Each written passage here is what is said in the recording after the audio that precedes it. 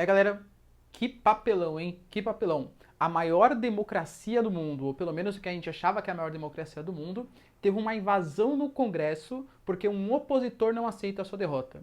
O que significa isso para os Estados Unidos? Se você quer saber um pouco mais sobre isso, e muito mais sobre geografia, geopolítica, atualidades, polêmicas, notícias, enfim, tudo para entender esse mundão, analisar o mundo e muito mais, já se inscreve no canal, deixa seu like e compartilha esse vídeo, que eu, professor Ricardo, conto muito com a sua ajuda. Belezinha? Tamo junto? Então tá.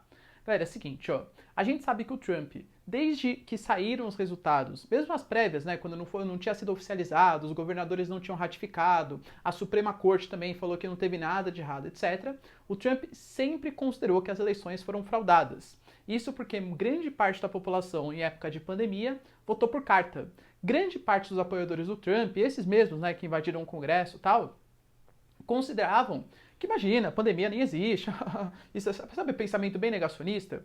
E aí acabaram votando presencialmente. Os democratas, de maneira geral, que seguem um pouco mais as recomendações da OMS, quase sempre, eles foram lá e votaram por carta. Primeiro teve a análise e a apuração das votações presenciais, então Trump saiu na frente, a chamada onda vermelha, tá? Porque os republicanos, eles são vermelhos lá.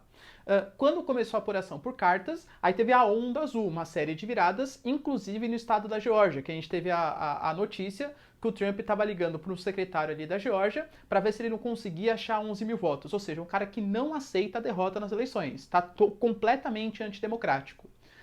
O Trump não reconheceu, foi cortado ao vivo de uma série de entrevistas que aconteceram na televisão. Hoje, mais uma vez, né, dando uma notícia, uma declaração que não aceita a derrota, que é mentira, que ele não vai fazer uma transição pacífica, etc., hoje seria a certificação do governo Biden. A gente teve uma invasão por parte de apoiadores do governo Trump, tá? Uma coisa assim, pífia, uma coisa ridícula para uma democracia. E aí vocês percebem como um discurso de um líder, porque, galera, de verdade, os Estados Unidos está extremamente polarizado. O Trump foi derrotado? Foi, mas ele foi derrotado com 48% dos votos, 47% dos votos. Ou seja, grande parte da população queria o Trump. Ah, professor, então você está me falando então que todos os republicanos apoiam o Trump. Claro que não, tá? O Partido Republicano é um partido muito grande, é um partido de abrangência nacional que tenta pegar quase todo o escopo da direita ou da centro-direita. Existem apoiadores trumpistas, que são aqueles caras que fizeram aquele tipo de invasão, vestidos de maneira assim, galera, é até difícil falar, tá, da maneira como eles estavam trajados ali, o que eles fizeram numa tentativa de fazer um golpe, de tirar o Biden, de impedir a certificação ali, inclusive com o Mike Pence, né, o Mike Pence, aliás, vice do presidente Trump, ele já deu parabéns para o Biden e colocou na sua foto de perfil uma foto da posse do Biden, falando, eu sou contra o Trump, imagina, eu sou republicano, mas eu não considero que o Trump está certo. Isso que vocês têm que ter na cabeça de vocês, que não é todo republicano, não é todo cara que é de direita que gosta desse tipo de manifestação. E, aliás, o Partido Republicano tem que vir forte, tem que vir firme e aceitar que eles perderam as eleições. E todo mundo que se mobilizar pró-Trump, seja deputado, seja senador, que esteja causando essa balbúrdia, porque sim, galera, isso foi causado pelo Trump, pelas declarações do Trump, que não aceita, que é tudo golpe, que a mídia está todo mundo, é um comunismo que está rondando os Estados Unidos, sabe essa coisa de teoria da conspiração? E aí ataca a democracia porque, pô, não está sendo respeitado, o Trump, meu líder, o meu adorado, está falando que não está sendo respeitado, a gente tem que atacar. Isso é para aprender. A gente não pode deixar um cara atiçar tanto assim a democracia. Não estou falando do ponto de vista da justiça, mas o Partido Republicano tem que fazer, assim como fez com Nixon na época do escândalo do Watergate, que falou, ó, esse cara não tá comigo, eu não sou Partido Republicano, eu não sou isso. Tem que vir agora também falar assim, o Trump é uma ala pequenininha do meu partido. Eu, Partido Republicano, tenho uma história muito mais rica do que esse ridículo desse Trump, que não aceita uma derrota nas eleições, que não aceita que perdeu as eleições e está causando uma guerra civil nos Estados Unidos. Para piorar ainda mais a situação para os republicanos, que hoje, os republicanos de verdade mesmo, devem estar passando vergonha pelo mundo, porque imagina, no mundo está rodando, olha, os republicanos invadiram o Congresso. Fala, pô, eu sou republicano, mas eu não apoio isso. Tá? Percebe? Para piorar ainda mais a vida dos republicanos, a gente ainda teve duas vitórias importantes hoje. Dois senadores que estavam sendo disputados ali pelos republicanos democratas, por uma margem apertada de votos, deu democrata.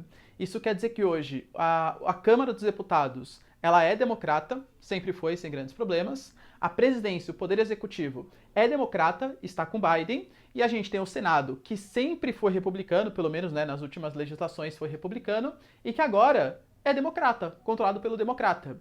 Vocês entendem como o poder político hoje está completamente na mão dos democratas? E será que os republicanos, esses mesmos que invadiram o Congresso, será que eles vão aceitar de bom grado isso?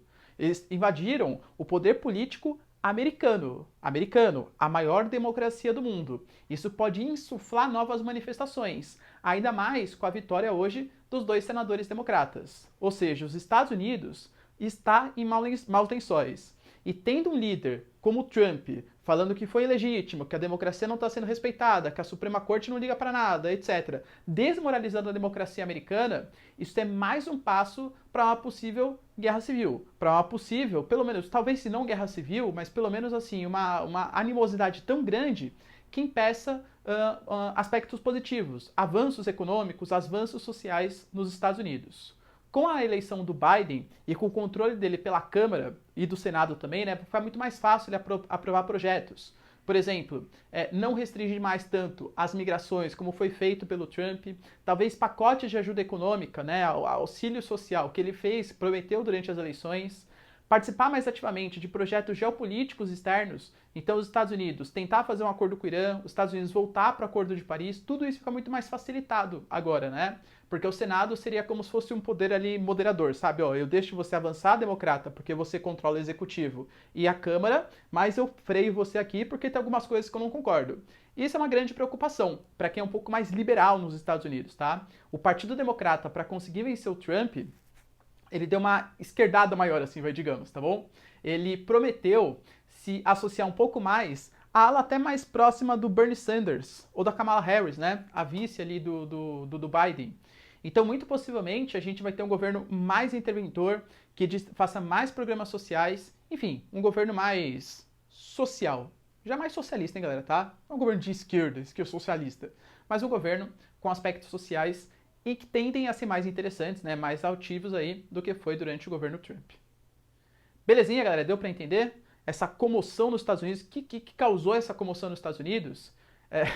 E vários memes, né, galera, começaram a rolar. A galera na América Latina, first time Estados Unidos, que você tem ali uma tentativa de golpe, né? Isso acontece, Bolívia, enfim, né, Chile, é tenso, né? América Latina, nos Estados Unidos talvez seja uma novidade e a gente tem que montar, né? Será que agora os Estados Unidos vai querer invadir os Estados Unidos para colocar a democracia nos Estados Unidos? É uma questão que a gente se coloca.